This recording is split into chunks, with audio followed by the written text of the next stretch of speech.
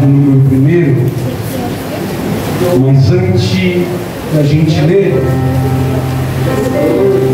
todos acharam?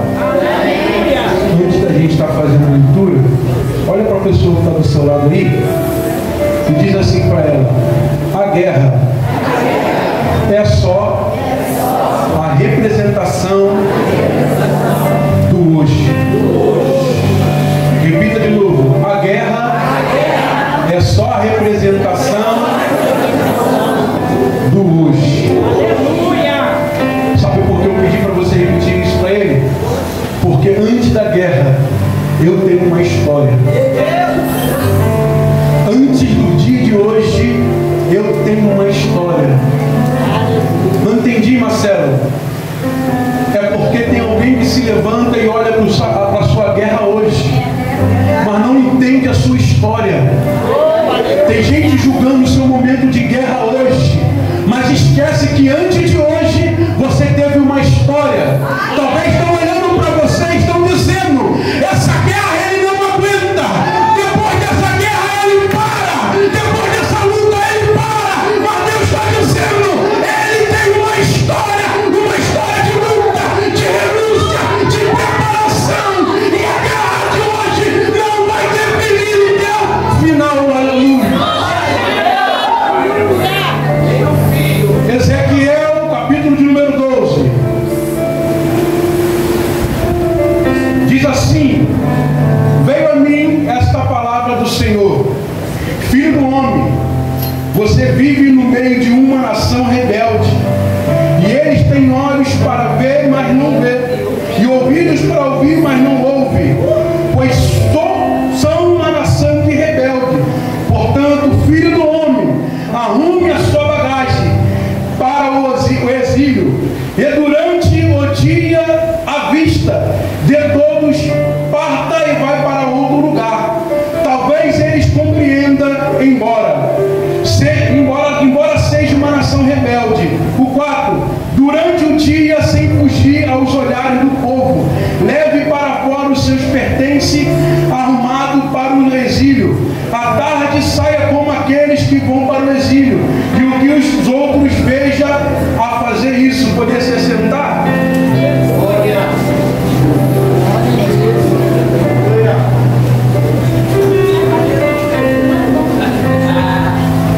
Aleluia. Nós estamos diante de um texto que vai falar sobre um momento que o povo dessa cidade, eles estão idolatrando outras coisas. Estamos diante de um texto que vai falar sobre adoração, vai falar sobre o carinho que Deus tem com nós, para com nós, e a ira para qual as pessoas que não estão com Ele. Nós estamos diante de um texto que vai falar de um momento que Deus ele vai pegar o seu povo e vai esconder o seu povo para poder destruir aqueles que estão idolatrando outras coisas. E eu pedi para que você repetisse para a pessoa que está do seu lado que a guerra de hoje, ou melhor, a guerra é só a representação do seu hoje, mas que antes desse hoje nós temos uma história. E eu quero falar sobre isso essa noite.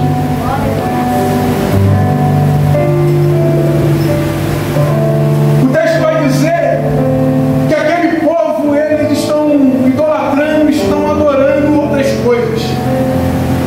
Vai chegar um momento que vai ser construída estátuas naquele lugar e aquelas pessoas vão voltar a adoração para eles.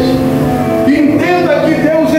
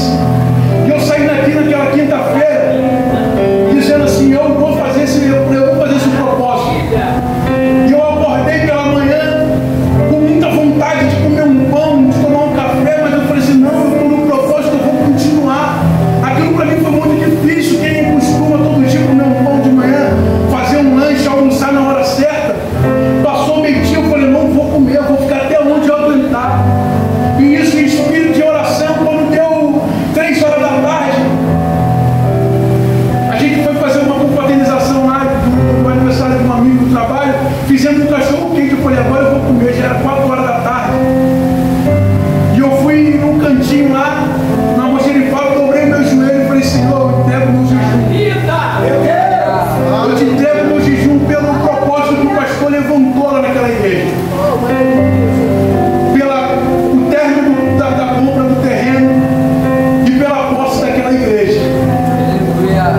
Mas eu fui mais além, eu falei, Senhor, eu aproveito esse propósito e peço que na minha vida o Senhor mexa as suas mãos, que o Senhor possa fazer alguma coisa aqui. E quando foi 10 para as 5, o meu encarregado, isso no mesmo dia, no primeiro dia de oração, o meu encarregado me chamou com um papel branco na mão. E eu falei assim, eu vou ser mandado embora antes dos 3 meses. O coração acelerou, eu falei, eu não posso, eu tenho coisa para pagar, eu não posso ser mandado embora, eu tenho uma família. E ele me chamou no canto e falou assim, Marcelo, a sua carteira é remunerada? Eu falei, é. Ele nem perguntou se eu queria ou não. Ele olhou para mim, pastor Gilmar, e falou assim, ó, traga amanhã. Porque a partir de hoje, você não é mais da produção. A partir de hoje, você é motorista da empresa.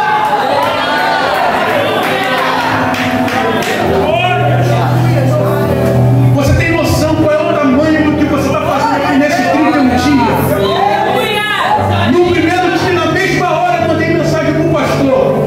No primeiro dia de oração, no primeiro dia de propósito, no primeiro dia que eu rasguei meu coração, igual Ana fez.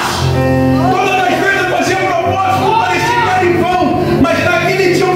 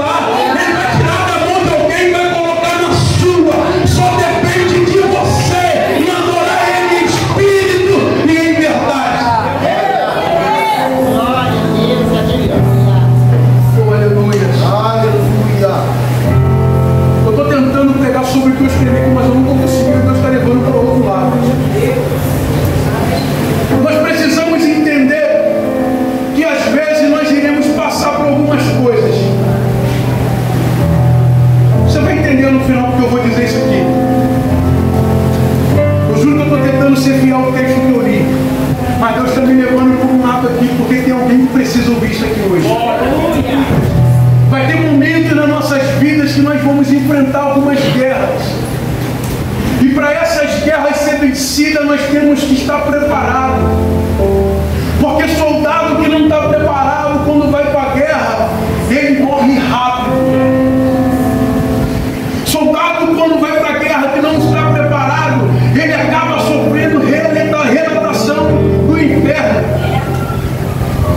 Quando nós não estamos preparados para fazer aquilo que Deus está querendo que a gente faz, e a gente acaba, por nosso ego, por nosso eu, achar que está tudo certo e a gente coloca a mão para fazer, a gente é cobrado.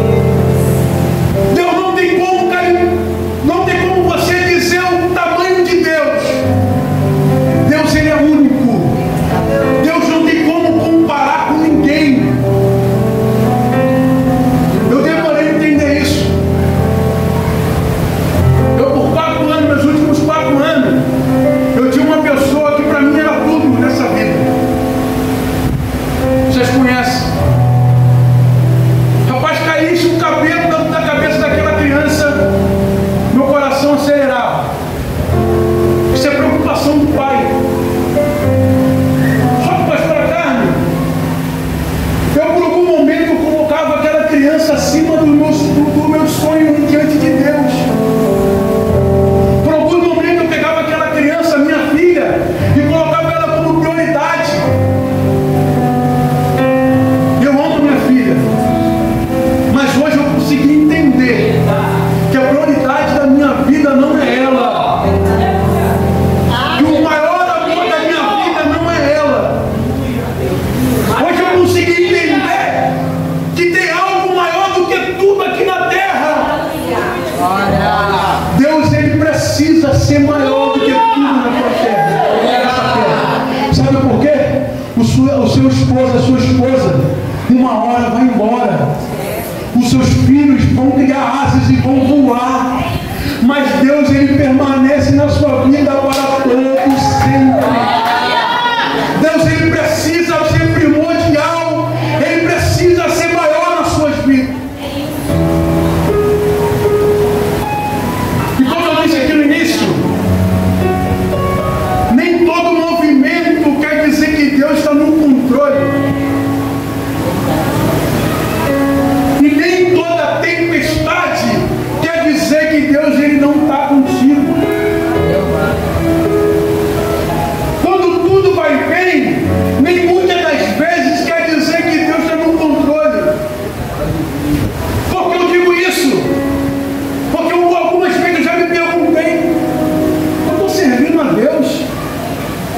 O cara está lá no mundo espírita, e o cara tem uma vida bem sucedida, tudo que o cara faz dá certo. Aí hoje eu consegui entender que isso não é sinal que Deus está no controle. Teve gente que nasceu sem nada, morreu sem nada, mas ganhou tudo, que foi a salvação do Cristo.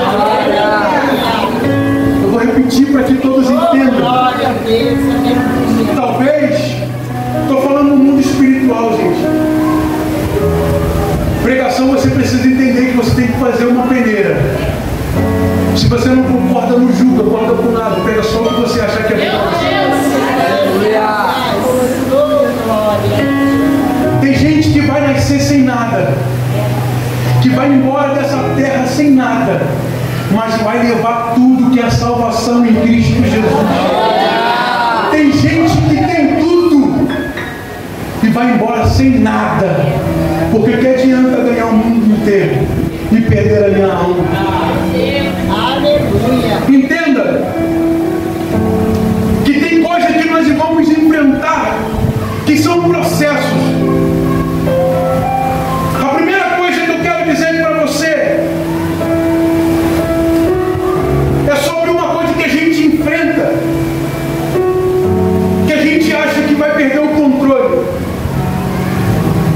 Tem tempestade que a gente enfrenta, que é Deus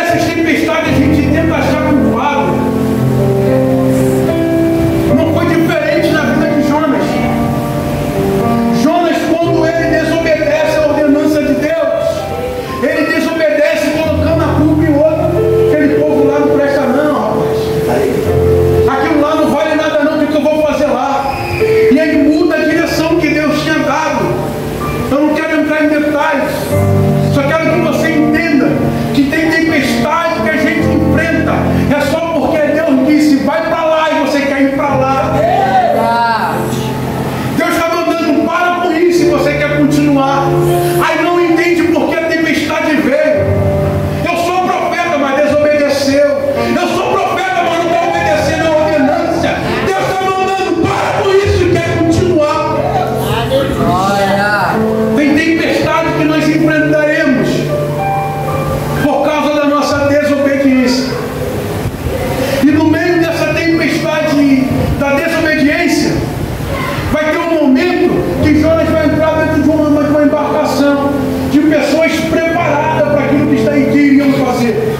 Aquelas pessoas já estavam acostumadas a viajar no mar. Aquelas pessoas já estavam preparadas. Elas já sabiam quando ia ter chuva, quando não ia ter chuva. Era muito raro essas pessoas que são marinheiros, pescadores, se pegam de surpresa. Pastor Giovana, é incrível que um pescador raiz mesmo, ele olha lá para o horizonte e ele fala assim, tem chuva. Não tem chuva. Ele já tem experiência.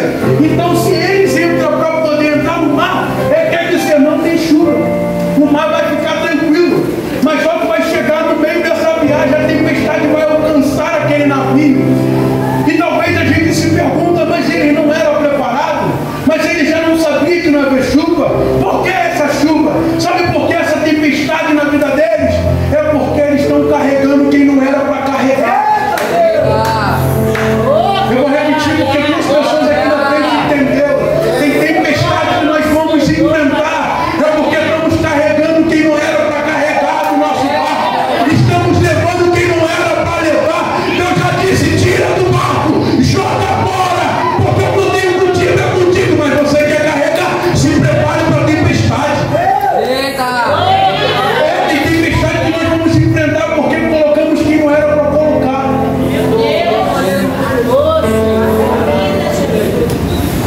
Aí eles vão ficar desesperados com aquela situação, Luciano.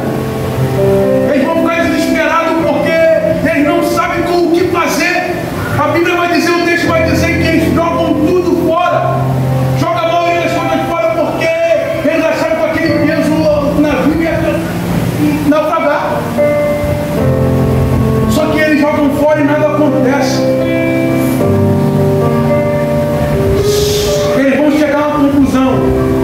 Só o nosso Deus para fazer uma coisa mesmo. Ali tinha gente de várias doutrinas. E o capitão vai dizer, cada um clama ao seu Deus aí para que ele possa agir com misericórdia. Quando eles vão chamar todo mundo para clamar, cada um para o seu Deus, eles vão achar um homem dormindo. O texto vai dizer, preste atenção nisso aqui, que Jonas está dormindo em um sono profundo. Num sono profundo. Você sabe o que significa um sono profundo? A pessoa quando entra, missionário, num sono profundo, normalmente ela entra num estado de sonâmbulo. Elas fazem coisas que não tem cabimento. Uma pessoa quando está num sono profundo, ela perde a noção do tempo. Uma pessoa quando está com muito sono, às vezes você mexe e fala assim, fazia isso muito com meu avô. Quando ele estava com um sono, estava meio da birita, a gente pode pegar aquele dinheiro que está ali em cima. No outro dia, cadê o dinheiro? O senhor deixou? Não, deixei não. Por quê? Estava num sono profundo. Faz coisas sem saber o que está fazendo. A pessoa começa andando e entra num sono profundo. Ela entra dentro da cozinha achando que está no banheiro. Ela vai para a rua achando que está no quintal de casa. Quando a gente entra no sono profundo, nós perdemos a direção. E esse sono profundo só foi causado por quê? Por causa da desobediência dele. Desobedeceu, entrou no sono profundo, perdeu a direção. E eles vão acordar aquele homem. Fala assim, ó, clame o seu Deus aí. Só que eles estão clamando e nada acontece, Isaac. Então eles vão tirar a sorte.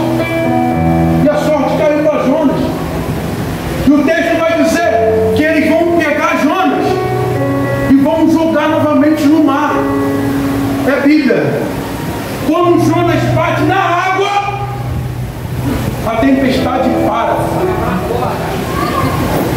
O pastor Sidney já deu spoiler. Tem tempestade que só vai parar quando a gente tirar o que não era para estar dentro do nosso barco. Se você não abrir mão disso que está te trazendo um problema, você vai continuar nessa tempestade. Oh, aleluia. Eu digo isso com alegria no coração, porque é muito difícil você abrir mão de muitas coisas. Eu tinha o costume de todo jogo do Flamengo assistir com meus amigos lá embaixo. Mas aquilo ali, sempre que eu estava um pouco fraco, eu caía.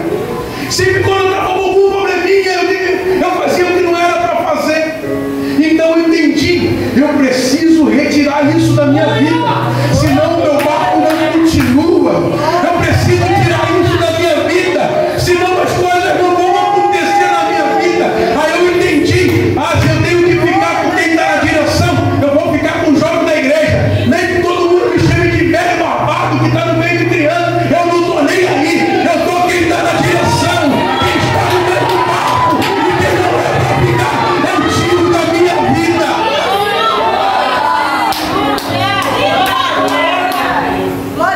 Algumas pessoas sabem como que eu amo o jogo do Flamengo.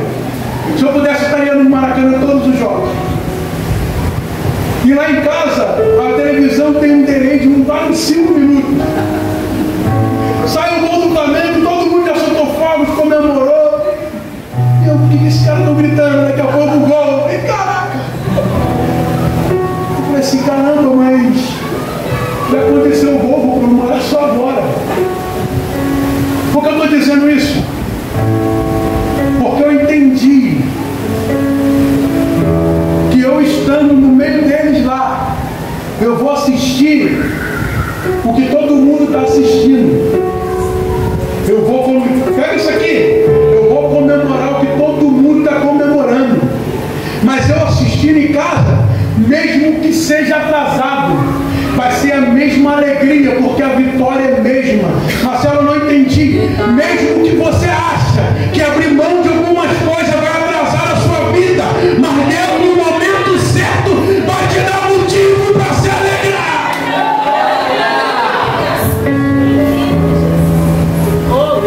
Vou encerrar aqui. Quem entende de Bíblia vai entender que o livro não tem nada a ver com o que eu estou falando, mas é Deus que está dirigindo isso aqui. Eu não fugi da direção, eu só saí desse texto aqui, mas você vai entender, não está sendo da Bíblia. Eu quero falar sobre a última coisa aqui que Deus colocou no meu coração. Essa palavra já tem ardido no meu coração há alguns tempos atrás, eu acho que até ministrar sobre ela. Eu quero falar sobre uma outra tempestade aqui para a gente encerrar. O texto vai dizer que Deus ele vai olhar lá do céu, pastor Agar, vai olhar aqui para a terra e vai dizer assim: eu me arrependo de haver criado o homem. Em outras, ou melhor, no original, ele está dizendo: eu entristeço o meu coração de haver criado o ser humano. Por quê? Eu não criei o ser humano para pecar. Eu não criei ele para fazer o que está fazendo. E ele olha lá do céu e diz assim: eu vou destruir todo ser vivente da terra, toda a ave do céu. Eu vou acabar com tudo. Por quê? Porque o meu coração entristeceu, porque eles estão fazendo tudo errado. É Deus olhando lá do céu agora, pastor Carlos, me dizendo: eu não criei o ser humano para brigar um com o outro, meu coração se entristece.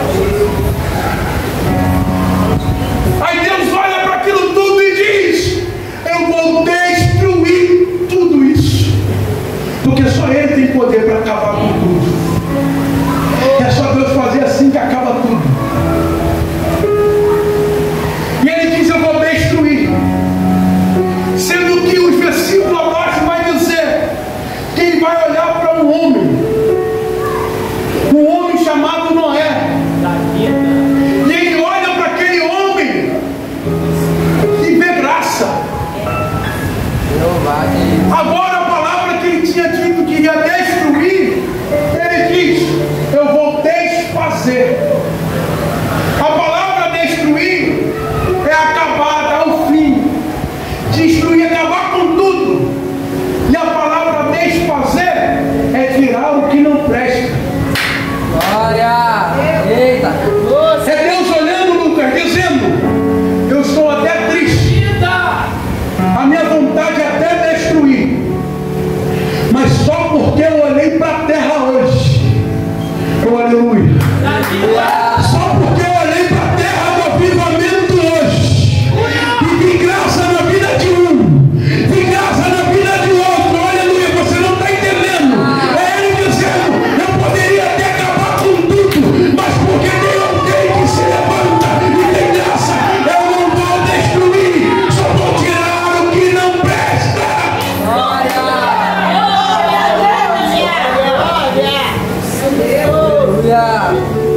Está entendendo, pastor Maxwell? Porque tem pessoas que chegam e vão embora. Não é porque viraram as costas para você, não é porque Deus está tirando o que não presta. Não é que não presta para o reino, é que não presta aqui. Não se encaixou, Deus tira. Mas a obra não vai parar. Você entende? Que quando os pregadores falam assim: se você não quer, Deus levanta outro. É isso. Deus, ele não vai destruir nada. Ele só vai tirar as coisas que não eram para estar naquele lugar. E ele vai dar um projeto para Noé. Noé, eu vou correr aqui mais 5 minutos. Noé, constrói uma arca. E dentro dessa arca você vai colocar um casal de cada espécie de animal. E vai entrar você e a sua casa. Porque vai vir um dilúvio, vai acabar com tudo. Noé começa a construir. Noé vai terminar aquele projeto. Vai colocar os animais ali. Vai entrar ali, Isaac. E vai esperar acontecer. Talvez quem olha aquilo ali está dizendo: que loucura. Noé é maluco. Noé saiu da sua normalidade, está fazendo algo que ele nem sabe fazer, e o negócio que vai fazer morrer ele e a família dele, tudo sem que ele colocou ali dentro. Por quê? Eu andei pesquisando a geografia do texto onde Noé estava naquele momento ali, e aquilo ali era longe da água. Ele constrói algo que é para andar na água, fora da água. E como é que coloca algo pesado? Imagine quantas toneladas tinha aquilo ali. Uma arca gigante, um casal de cada espécie. Imagine para poder carregar isso para lá. Não existia caminhão Hulk, não. Não existia guindaste, aquelas trator para puxar até o mar, não, até o mar. E as pessoas talvez estão olhando lá de fora e estão dizendo: ele é maluco entrar nesse projeto. Ele é maluco em ter ouvido Deus para isso aí. Só que vai começar a acontecer o que Deus tinha dito. Tendo aqui que Noé, ele é agricultor. Ele sabe muito plantar e colher. Ele entende muito de semente. Ele entende muito de plantação. Mas agora está construindo um projeto que ele não é qualificado. E aqui eu já entendo.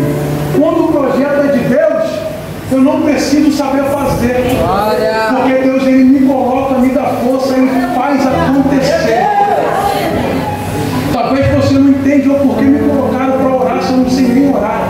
Porque me deu a oportunidade para pregar se eu não sei nem pregar. É Deus dizendo: a oportunidade quem dá o homem, mas quem se classifica, quem faz você fazer sou eu.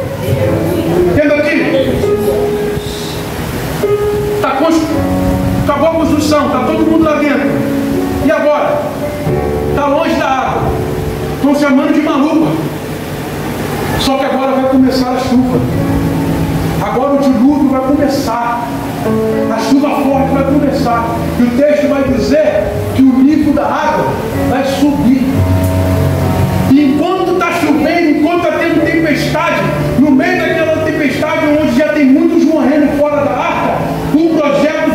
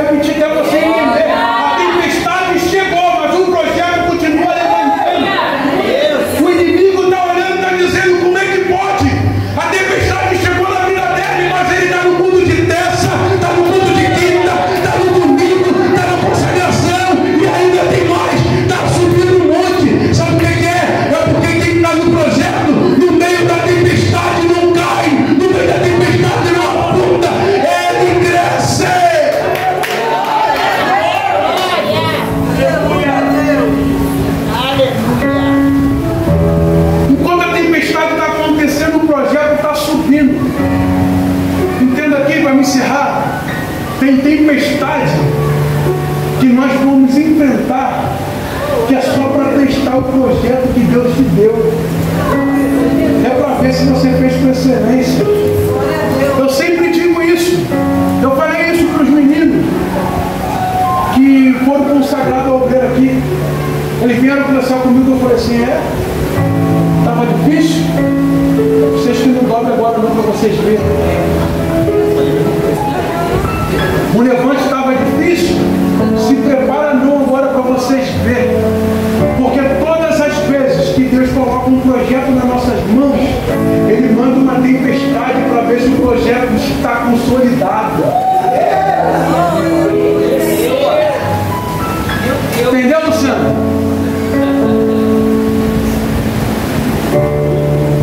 Deixa balançar, mano. Está dentro do projeto. Fica de pé.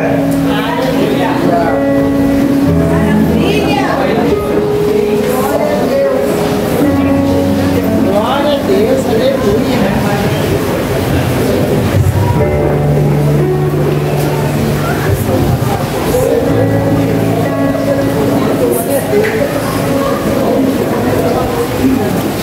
Nós precisamos estar dentro do projeto. Mesmo que seja um projeto que você não entenda. Eu, quando fui consagrado ao obreiro, quase 10 anos atrás, se não me engano, uns 8, 10, quase 10 anos, eu fui consagrado ao obreiro, eu não entendi nada. Eu era apenas um jovem. Só queria ir para a igreja, adorar o Senhor Jesus, fazer o que tinha que fazer para minha casa. E na próxima consagração do outro ano, eu fui consagrado a diácono. Ninguém entendia nada. Assim que eu fui consagrado a diácono, me levantaram uma campanha na igreja de libertação. Os pastores colocaram eu de frente com essa campanha de libertação toda sexta-feira. E eu falava assim: caramba! Eu olhava para trás de mim, pastor, e via pastores, missionários. Eu falava assim: caramba, tem gente maior do que eu aqui. Tem gente mais preparada do que eu aqui. Mas Deus, Ele nunca se engana no projeto que dá na